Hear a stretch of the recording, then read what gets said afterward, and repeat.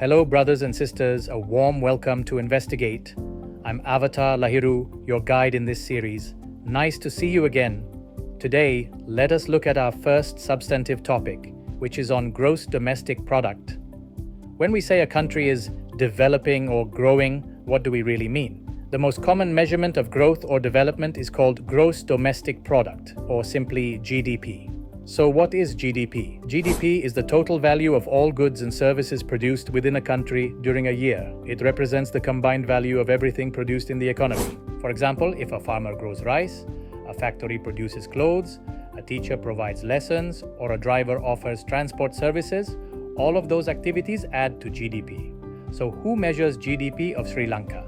In Sri Lanka, the Department of Census and Statistics is the national agency that compiles GDP data. They publish national income statistics every quarter and every year.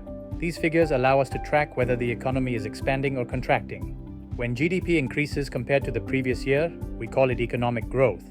Growth means that more goods and services are being produced, more jobs are created, and usually incomes are rising. An increase in GDP also means higher tax revenue for the government, which can be used for schools, hospitals, and infrastructure. Sustainable growth, therefore, translates into greater prosperity for the country.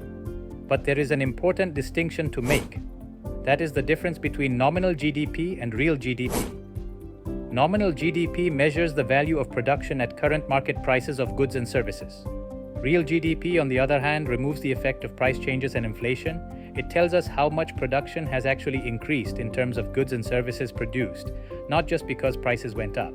For example, if rice prices doubled, but the actual harvest stayed the same, nominal GDP would look higher, but real GDP would show no increase.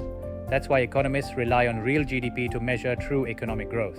An important indicator to measure growth specifically at the level of individuals is called GDP per capita. So what is GDP per capita? It's simply the average income of a person in a country for a year.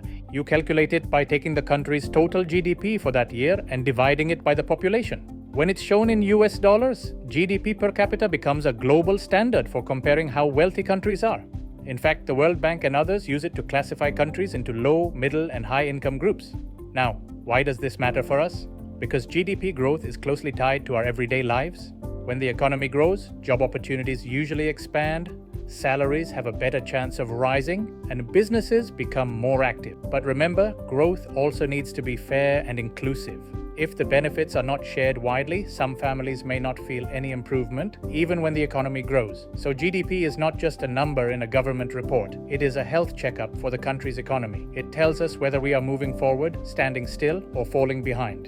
And it is directly linked to the quality of life of every household. In the next video, we'll move from GDP to another key part of the economy. That is the labor force and unemployment, in order to see how jobs and workers fit into this bigger picture. Thank you for listening. See you in the next video.